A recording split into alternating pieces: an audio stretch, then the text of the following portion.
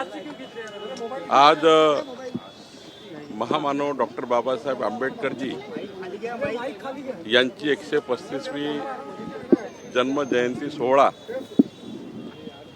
संपूर्ण जगभर भारतभर अत्यंत आनंदाने उत्साहाने साजरा होतो आहे।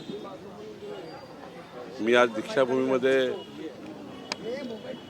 महामानव डॉक्टर बाबासाहेब आंबेडकरजींना अभिवादन करत त्यांना कोटी कोटी अभिवादन केलं आणि आज नागपूरवरनं डॉक्टर बाबासाहेब आंबेडकरजीच्या नावाने एक टुरिस्ट सर्किट जे तयार झालं पर्यटन विभागाचं, त्या सर्किटच्या 2 बसेस आज या ठिकाणून रवाना झाल्या।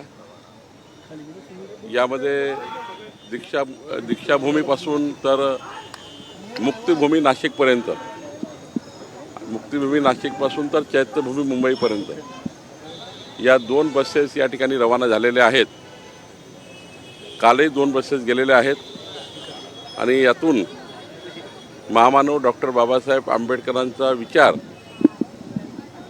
सामाजिक न्याय, समता, बंधुतेचा विचार हा समाजाच्या प्रत्येक घरापर्यंत पोहोचवण्याचा एक पर्यटन विभागाचा प्रयत्न आहे।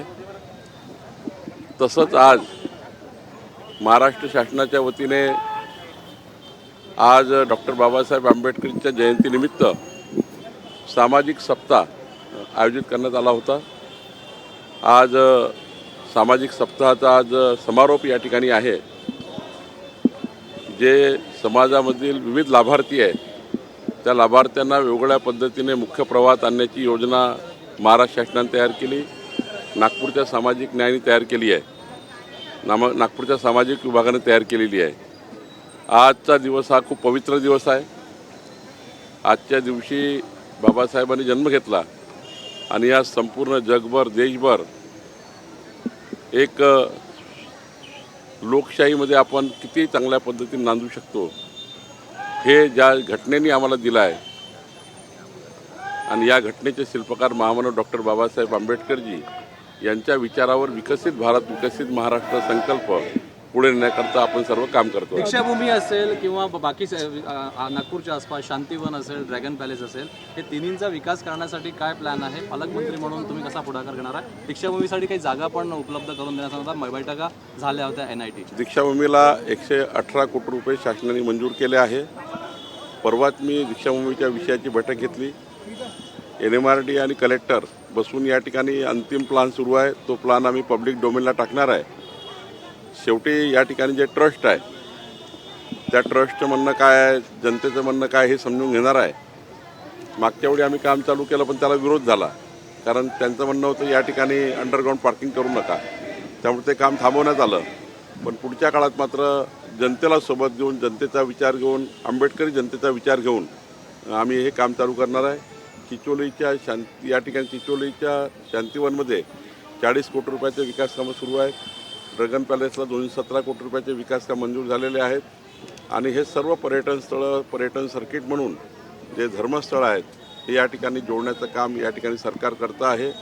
निश्चित रूपाने नागपूरला सुद्धा या ठिकाणी आम्ही विविध शासनाच्या निधीच्या माध्यमातून या पर्यटन स्थळाचा, यात्रास्थळाचा, धर्मस्थळाचा विकास आम्ही करणार आहोत। सर हिंदी में बताइए। आज बाबासाहेब आंबेडकर की जयंती है, आप आए हैं सर। बाबासाहेब आंबेडकर आज हमारे सबके लिए पवित्र दिन है।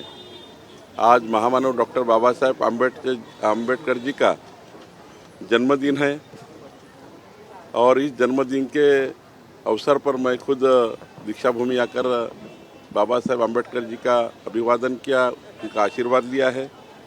आज पूरे महाराष्ट्र में पर्यटन विभाग ने, टूरिज्म विभाग ने महामानव डॉक्टर बाबा साहेब आंबेडकर जी के नाम पर एक टूरिज्म सर्किट भी जोड़ा है और 2 बसेस यहाँ से अभी रवाना हुई है। नागपुर के दीक्षाभूमि से लेकर नासिक के मुक्तिभूमि तक और मुक्तिभूमि नासिक से लेकर मुंबई के चैत्यभूमि तक ये टूर बसेस रवाना हुई है। कल भी 2 बस गई, आज भी 2 बस गई है।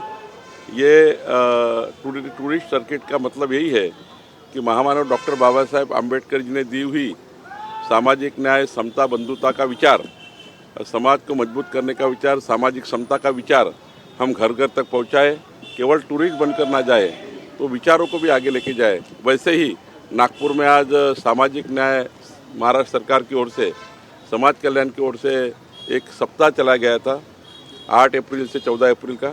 इसमें आज समापन है। तो उसमें इस सामाजिक सप्ताह में 8 दिन कार्यक्रम चले। आज नागपुर में इस सप्ताह का समापन भी है और नागपुर में आज सामाजिक न्याय की ओर से सामाजिक न्याय विभाग की ओर से लाभार्थियों का जो मुख्य प्रवाह में लाना है, लाभार्थियों को, उनको एक कार्यक्रम भी यहाँ रखा हुआ है। मैं फिर एक बार महामानव डॉक्टर बाबा साहेब आम्बेडकर जी को कोटि कोटि प्रणाम करता हूँ। सर